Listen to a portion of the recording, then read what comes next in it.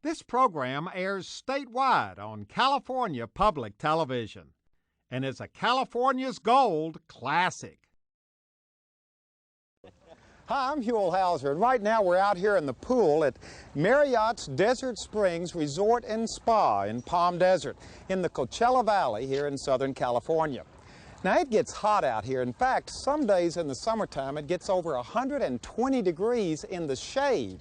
And when it gets that hot, about the only way to keep cool is to go inside one of those air-conditioned rooms or jump in this big old pool. Of course, these beautiful big luxury hotels and these beautiful big pools haven't always been here.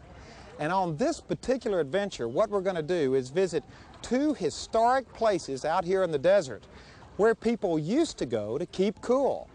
We call this adventure Keeping Cool in the Desert. And if you're feeling a little warm yourself and want to come along with us, you're invited to do so as we continue our search together, this time in the desert, for California's gold.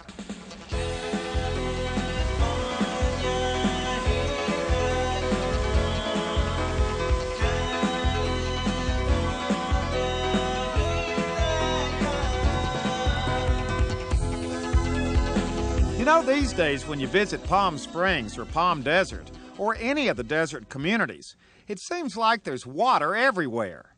In addition to the pools, there are lots of fountains and artificial lakes and lush golf courses made possible by irrigation. In fact, the sprinkler system literally turns brown into green.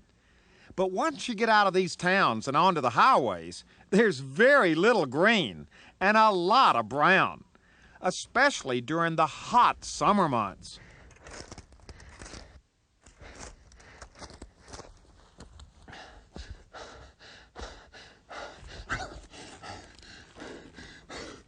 Water. I need water. Well, I guess you can tell we needed to find some water and get some acting lessons pretty bad. And to get some water and cool off, our first stop was a place right in the middle of the desert. Located 20 miles northeast of Palm Springs, we arrived at an honest-to-goodness desert oasis. It's part of the Coachella Valley Preserve, and it's managed by the Nature Conservancy. It's called Thousand Palms Oasis, and it's provided a cool respite for hot, weary travelers for hundreds, if not thousands, of years. Good morning. I'm Huell. Hi, I'm Paula Chido. I'm the head docent here at the Thousand Palms Oasis at the Coachella Valley Preserve. So this is the oasis that I have been hearing so much about. Well, I think it probably is. You know, driving in, we saw a number of these, it looked like other oases kind of scattered among the hills here. There's actually about 13 of them, depending on how you divide them up.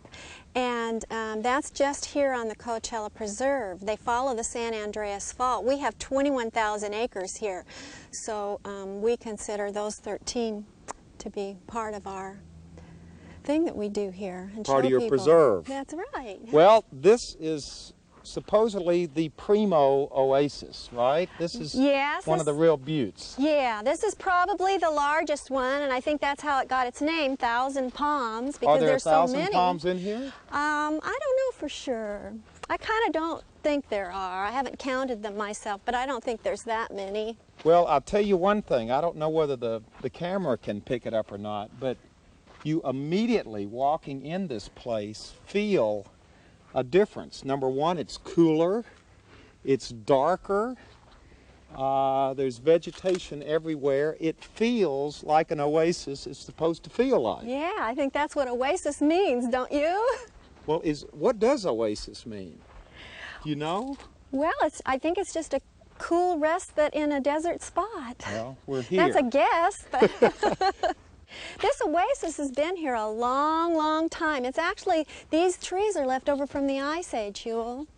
Really? Yeah. So how old would these trees right here be? Well, the trees live to be a couple hundred years old, maybe as old as 250. We really don't know because you can't date them. They don't have rings in them like regular trees, like the conifers do. They have linear bundles that run up and down the tree like celery. You know how when you break celery off you get those strings? Well, that's kind of like what a palm tree is like inside. Now you notice here, these are called virgin palms with the skirts on them. Sometimes these trees are called petticoat palms also. Well, I'm just kind of walking down in here. This is amazing down in here. It's like going into a cave almost. Isn't it wonderful? Look at this. You're really getting a sense of the desert and it's at its best, I think, when you walk into the oasis. Wow. It's kind of a magical place, too. If you look up into the fronds, a lot of times you can see owls. We have a lot of wild owls. We actually have 3 different kinds. There's a lot of wildlife that goes on in these skirts, too. This is actually habitat for many animals. And a lot of people come here and they say, why don't you clean this stuff up?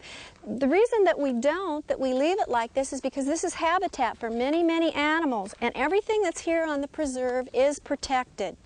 Wow. Every plant and animal. Look at this. Now, you know, from the outside, before you get inside here, it doesn't look this big. Once you get in, it just goes on and on. Yeah. Look over here, Louie. This was actually a meeting place for the Kauai Indians, who were the original Aboriginals that came to this area. And they would come here and have their meetings. Right here? No, not right here. They would work in here. That we have found evidence that they had been here working, grinding up the fruits that come off of the date palms. So the Indians were the first people to use the oasis. Yes. Yes. And what would they use it for? Well, they would come here and gather food, and there, of course, is a water supply here, and all up along the bluffs there's evidence of their homes and places where they lived and monuments that they built. Would they come here to keep cool? Of course. Because that's what this adventure is all about, is keeping cool in the desert. Well, you can see that this is the place to go, isn't it? It feels about 20 degrees cooler right now than it did when we drove up. I'm sure it is. You know, I've never measured it myself, but I'm sure it is. Where do we go next? This is Which the way, trail down or here. Oh, okay. Oh, boy. There's a reason why these palm trees are here, too. We're actually sitting right on top of the San Andreas Fault. And that creates a situation where the water is percolating up from underneath, where the ground is cracked and shifted. So I'm going to show you a spot right down here where here's our water right here. Yeah, it's coming out at 80 degrees right here. Depending on the day, since it's a pretty warm day, the water won't feel warm to you, but in the wintertime it feels warm, and it's pretty constant right here. This is actually percolating right out of the San Andreas Fault. Now this doesn't feel like it's 80 degrees. It's probably because the air is so warm today, but it does. They've it's actually fairly tested warm water. this. Yeah, it is. And this is coming up from the San Andreas Fault. Yeah. Oh, there's water everywhere down here. To me, this is kind of a magical spot, too, because you can kind of breathe in the desert and really get a feel for it. Wow. I like this one place right here as we're coming through here. This feels tropical. Well... And now we're coming out into sunlight again. Is this still technically part of the oasis? Because there's water, the ground is wet. We're walking in wet soil here. Well, this is part of the spring system, but I think the oasis is probably considered the part that's in the palm trees. Look at this. This is a real, looks like a creek coming through here. Well, this is our pupfish pond. And this water system was thought to connect with the Salton Sea at one time.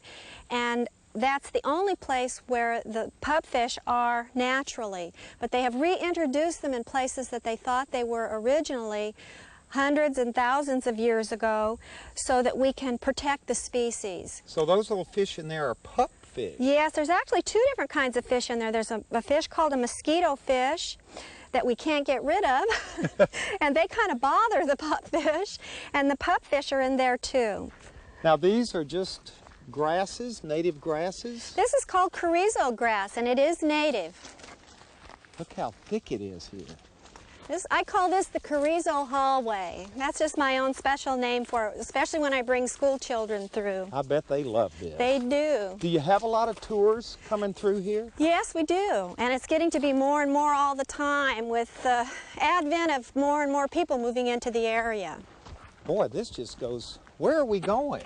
Well, we're going to go to the other oasis. Oh, we're going to go to another one. By the time we get there, you might be warmed up a little bit. You'll probably be looking forward to that nice, cool respite. Yeah, because we're out in the sun now. Yeah. It's hot again. You're out on the desert. Now, this one has a different feel to it. It's more open. Well, we're not in the oasis quite yet. Oh, okay. We don't enter the same way into this oasis that we did into the other one. Oh, wow. Look at this. Now, that's what you call a stand of trees right there.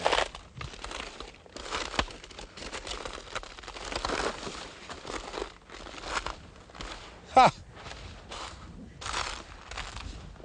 Boy. Now, I still say this one looks and feels different from the other one.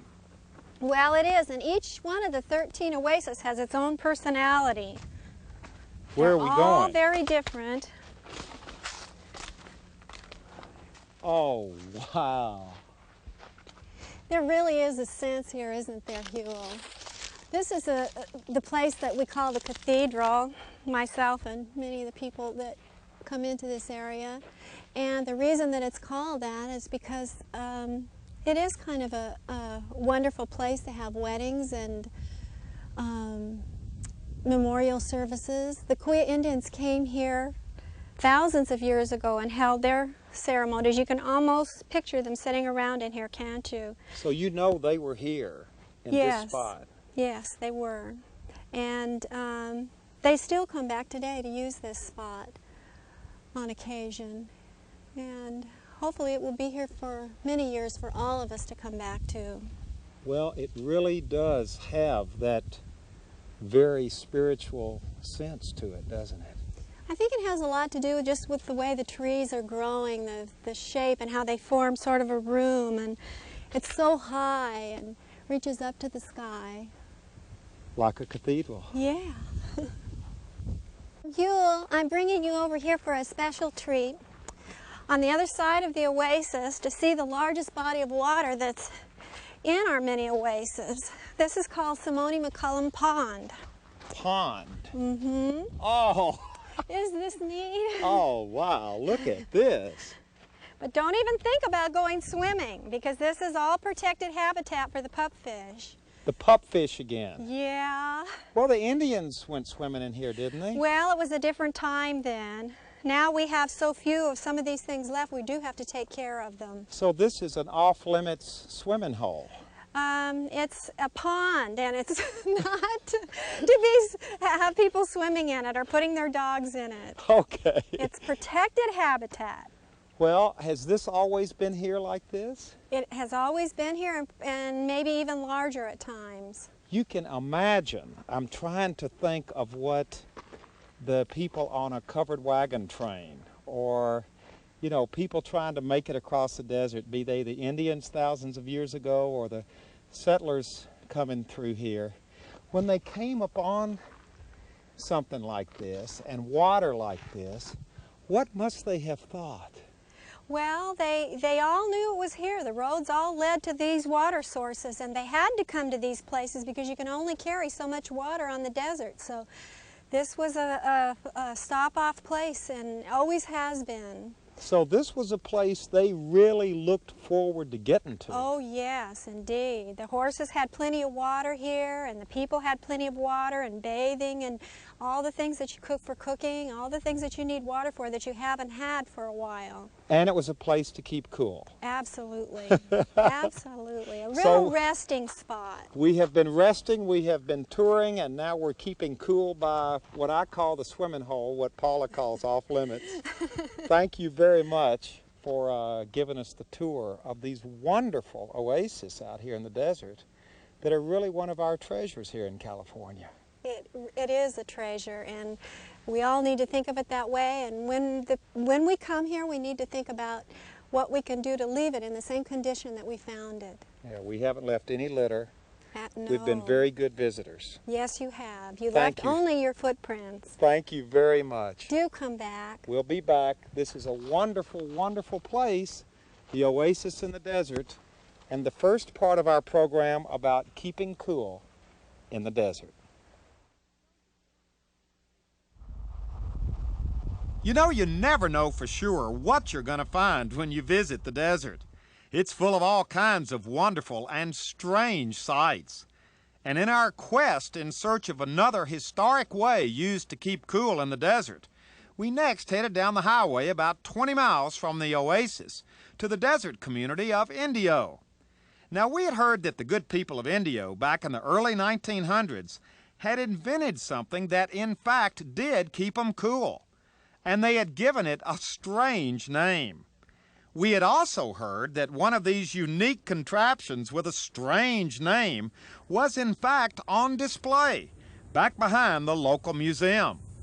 Good morning. Good morning. Howdy. Good morning. Huell What a House. pleasure. Nice to Welcome meet you. here to the desert and the Coachella Valley Museum and Culture Center in Indio. Thank you very much. Yeah. This is our welcoming committee here, Correct. right? Yeah, that's right. And I hear a welcoming committee in this tree as well. That's correct. That is a cicada, and it's a bug that gets in the tree and makes that mating call. So we're underneath a tree full of bugs making a mating call right now. Correct. Does anybody know anything else about these little bugs? Well, as a boy growing up here, we used to take and tie threads to two of them, turn them loose, see which way they would go, you know. Rather cruel, weren't we? Well, yeah, exactly. Well, we're not really here to talk about your cicadas. That's right. We're here to see something that is very, very unusual and almost unique to this part of California. And what would that be? Well, what do you think? Okay, I'll bet you came to see a submarine. Right, a desert submarine. A desert submarine. I'm going to have trouble with him, I can tell already. Come on, let's go. Okay, let's Where go. is this thing? Okay, it's out and back, Huell. Uh-huh. But we're going to sort of take a roundabout trip as we go around so that you can get a flavor of our museum here, which is 10 years old this year. And what kind of stuff do you have here? And we have basically farm equipment on the outside here Uh-huh. that was used in the last 60, 70 years. Those two tractors right there are 1923 Fordsons. Wow.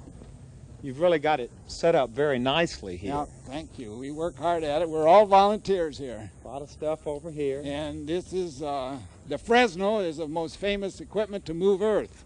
Hook up a team of horses and just move one pile of dirt to another. Oh boy, you've got a bunch of stuff And this back is the here. blacksmith shop. This is a sawmill that was brought from the south end of the valley. And look at your water tank up here. And the water tank was erected in 1922, just here a mile south of Indio. And it has 8,000 gallons of water.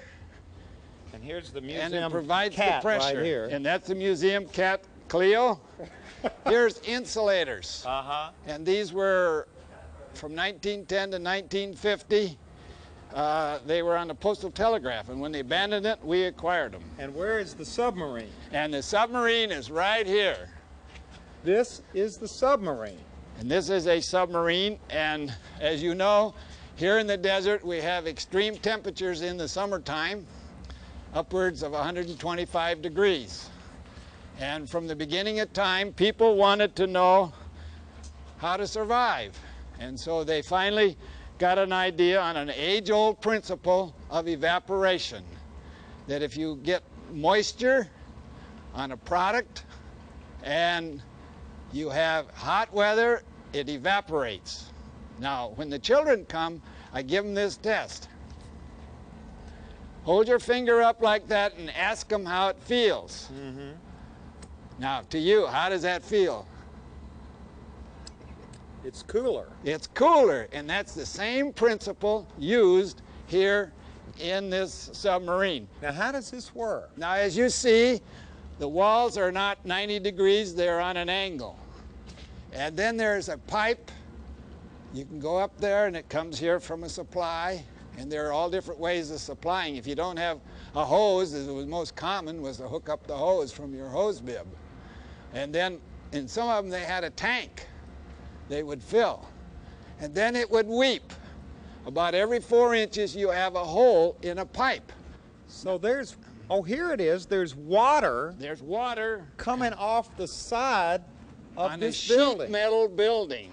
And the sheet metal building is covered with burlap. And as it evaporates, it cools the sheet metal. Yeah, so this is burlap. Yeah, you can totally peel weighted it back, down. and you can see it. Wow. And of course, this is restored, and we just bought the burlap. But in the old days, they used potato sacks, onion bags, and we even got some surf bags here on this side. Now, would people live in They here? were sleeping compartments. You would have one of these in your backyard. Now, this one came from the railroad. Uh-huh. And they were all lined up over there. When the crews would come in, the water would be running, and they could go in there and stand up in there and go to bed. Prior to that, they had a bed called a crawl-in, just big enough to crawl in and sleep. So this was really, in this part of the state, it was made for the railroad workers to keep them cool. Yes, and then it grew over into the city because everybody wanted one. Well, how does it, can we go inside Sure, here? The go door's ahead. open. They weren't very big, were they? No, no, and this is a big one.